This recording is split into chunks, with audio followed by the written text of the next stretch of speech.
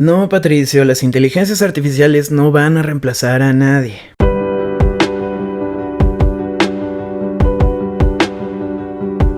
A ver, la aparición de DALL-E 2 nos chocó a todos en internet. De repente nos enteramos de que esta inteligencia artificial puede crear imágenes desde cero con una frase que nosotros le escribimos, y de repente todos quedamos así, ira. Y ahora resulta que lidiamos no con una, sino con tres inteligencias artificiales que generan imágenes con lo que nosotros pedimos. DALL-E 2, Midjourney y Stable Diffusion. Y ojo con esta última, ojo con esta última, que si el problema era que con las otras dos se tenía que pagar por una membresía, Stable Diffusion se presenta a sí misma como inteligencia artificial del pueblo para el pueblo.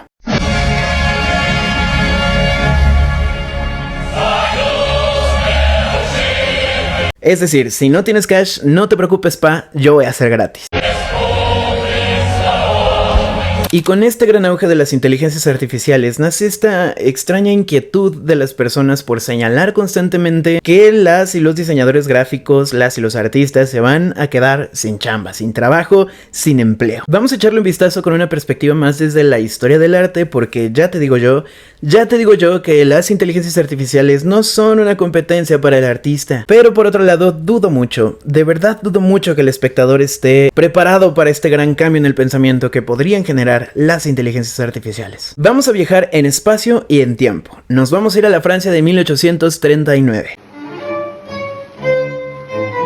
Año en el que se hacía pública la noticia de que un tal Louis Daguerre había inventado un proceso mediante el cual la imagen generada por una cámara oscura se quedara impresa en una especie como de placa. Y lo más curioso respecto al tema es el cómo se presentó en las noticias. Escucha esto: el más perfecto de todos los dibujos. Las ciencias físicas probablemente no hayan presentado una maravilla comparada a esta. Y así es como nace la fotografía, que en ese momento se le va a dar el nombre de daguerrotipo precisamente en honor a Louis Daguerre. En este momento de la historia, el romanticismo estaba en su punto, on point, una corriente que nació revelándose al neoclásico. Si el neoclásico buscaba retomar la estética y la serenidad del periodo clásico, porque esto es muy importante, el romanticismo por otro lado va a olvidarse de esa serenidad y le va a dar importancia a los sentimientos. De hecho, podríamos decir que el romanticismo es el primer periodo de la historia en el que se toma en cuenta la subjetividad del artista, sus emociones, su manera de ver el mundo. El romanticismo es el primer indicio del arte moderno. Saber esto es importante porque, a ver, en este preciso momento, las y los artistas ya llevaban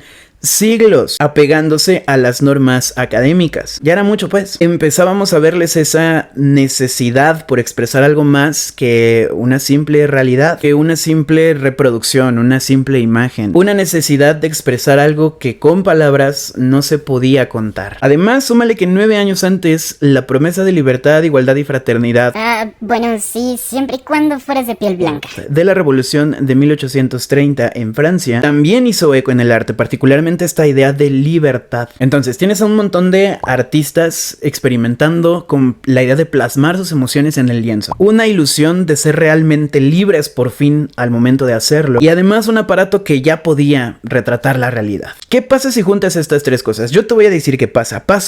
Arte moderno. Si fuiste una de las personas que afirmaron con toda seguridad que todo el arte moderno era una mierda por cosas como esta, esto es contemporáneo, papi. El impresionismo es arte moderno. Donde me vayas a decir que eso es una mierda, bro. Donde me digas.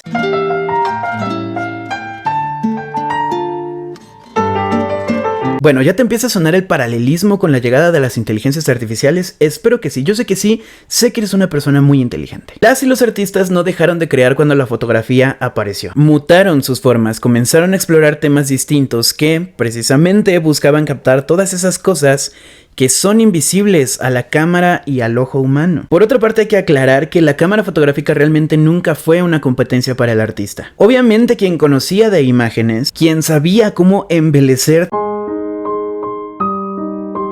todo eso que puedes ver, cómo manipular el espacio para asombrar al espectador, es también quien terminaría convirtiendo la cámara fotográfica en una aliada, en una herramienta. No es lo mismo aquella selfie que te tomas en el espejo, por ejemplo,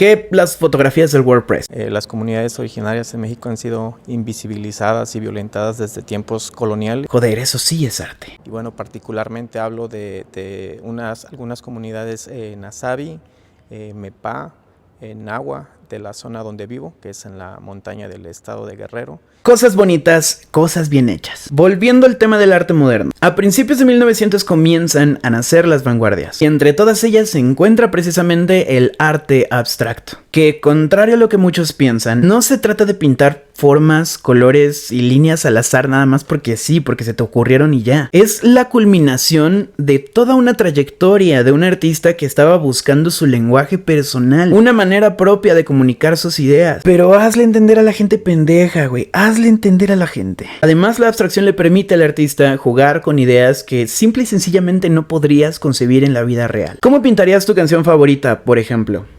A ver, ¿de qué colores es tu sabor favorito? Te das cuenta de que no es tan sencillo, ¿verdad? Espero que te estés dando cuenta. Entonces, así como la cámara fotográfica no fue una competencia realmente para el artista, así sucede hoy con las inteligencias artificiales. No es preferir uno sobre el otro. Como te lo decía hace un momento, no es lo mismo que tú te metas a jugar con Dalí 2 sin saber de colores, de formas o de estilos, y que le pidas a la inteligencia artificial una imagen toda random que seguramente se te ocurrió en ese preciso momento. Digo, bien por ti. Está bien chida tu anciana vestida de dinosaurio sobre una silla de ruedas en un escenario de un show de TV americano, pero me suena que es algo que se te ocurriría en una peda a las 2 de la mañana con tus amigos. A menos que seas mi hermano de 12 años, a él sí se le ocurren estas cosas así de la nada. Lo que claramente va a ser una diferencia entre esa imagen toda random que se te ocurrió en un instante y una imagen que será exitosa para tu campaña publicitaria será el conocimiento del artista, sus referencias históricas, sus bases estéticas. Es por eso que las inteligencias artificiales no van a reemplazar a nadie.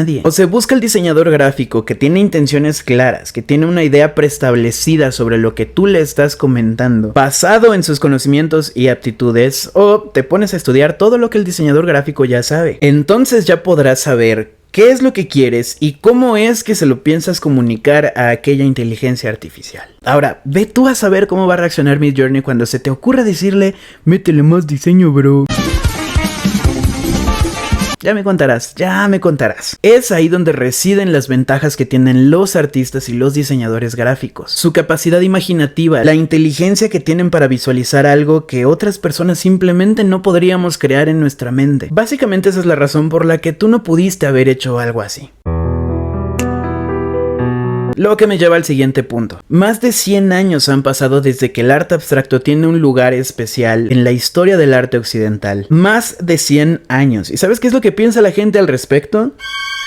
Si no hemos superado una vanguardia artística que se presentó ante el mundo hace más de un siglo, ¿cómo vamos a darle la cara a la propuesta de las y los artistas que intenten crear algo que la inteligencia artificial no pueda producir?